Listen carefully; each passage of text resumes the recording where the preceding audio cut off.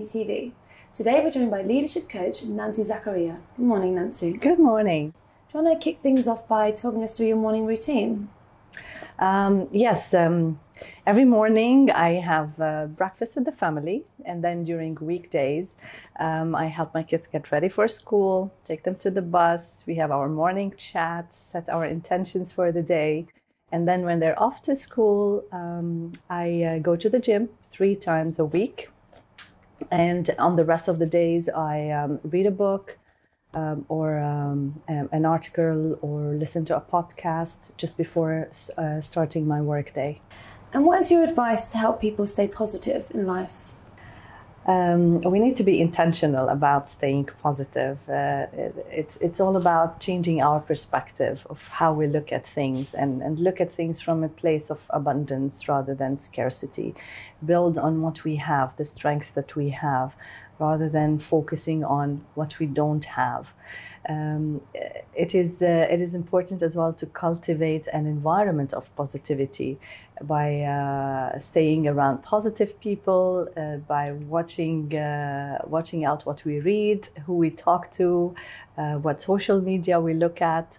And it is also about asking ourselves the right questions, like, what is it that I'm grateful for?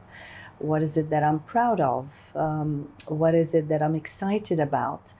And then when we put ourselves in that state of excitement and look at things from that state, it will help us to find positivity and opportunity in every challenge that we face. Having a gratitude journal would help as well. If we can capture daily 2 to 3 things that we are grateful for, and look at life from that space, we'll find that we're automatically becoming more positive.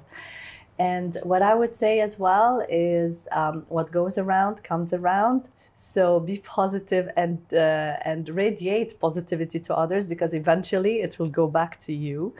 And accept feedback in a healthier way and in an open way.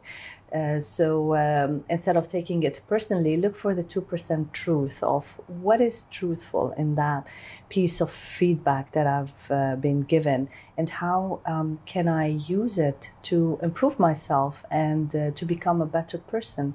This will also help us in being and staying more positive. Definitely. I was going to ask you what advice you have for people that get angry when they're facing their problems. Is it the same, or does it differ at all?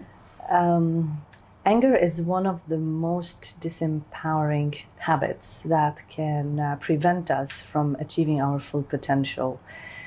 What I want to tell them is to remind themselves that they are in control, and not to allow emotions to take power over them. So instead of giving their power away to anger and allowing external events to shape who they are and the way they feel, it is taking responsibility of their reactions. There is a quote, I think maybe most people would know it, but I always remind myself about it, that life is 10% what happens to you and 90% how you react to it. So it is all about the meaning that we associate to the event. We will be faced by different events, and challenges during our life, and sometimes we cannot control the things that come our way. But what we can control is the way we look at it, and it is not the event that makes us angry. It is the meaning that we associate with it and the stories that we tell ourselves about it. So when we change that meaning and revert that stories and look at the events from a different perspective, this will help us be more in control, and this will shape our emotions and how we look at things and react to things. And how would you describe the relationship between Instagram and self-esteem? I know that there has been several research around that, and some has found a connection, and some haven't actually, especially with Instagram and self-esteem. But what I always say is that it's important to take the confidence from inside and not to get impacted by external events to shape who we are or our reality. Sometimes Instagram can impact in a positive way by motivating us to become better or giving different perspectives about things and motivating us to achieve something more. It is just how we use it and how we allow it to shape our life and impact us. Definitely. And what do you think is your biggest career success to date? My biggest career success is being a talent development professional and a leadership coach at a global level. And what's been the biggest challenge you've had to overcome? The biggest challenge is and still is to manage and juggle all the things that I want to do with the family life. So I'm a mom of 2 young children. And at one point, it was even more challenging than now because I was pursuing all my certifications.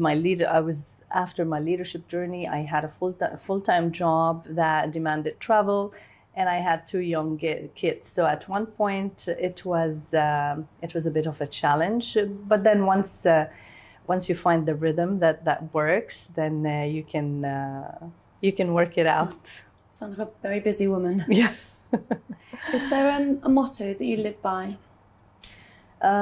It's a very simple one. Make a difference in anything and everything that I do every day. And what do you still want to achieve? To me, growth is a journey, not a destination. So there are still lots of things that I aspire to do and achieve. At the academic side, I still have the big dream of pursuing a PhD in psychology or human development, and definitely being a master coach. And on the other side, I really want to increase the geography of my impact to more and more and more people.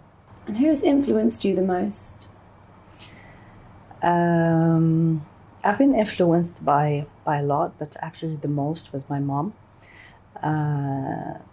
Seeing her and watching her determination, her perseverance, her drive when raising us. She was a young mom and raising 3 young girls as my dad passed away at a young age. So she was a typical role model for me. And I've taken lots of the perseverance from her, and she has instilled great values in us that helped us be where we are today. Amazing. If you could go back in time, say 10 years ago or to your younger self, what advice would you give yourself? Be more fearless. Complete this sentence for us. I'm happiest when? My children are happy. And what do you say no to?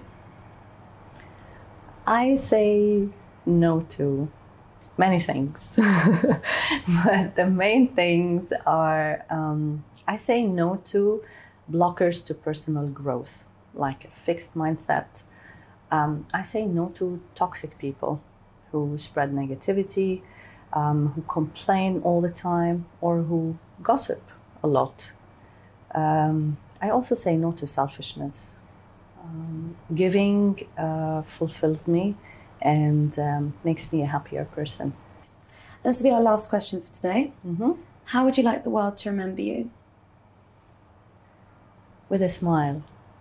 As someone who has impacted them as individuals and the community in a positive way. Lovely. Well, thank you so much for joining us today, Nancy. Thank you for having me. You're very welcome. Thanks. And thank you for watching. We'll see you next time.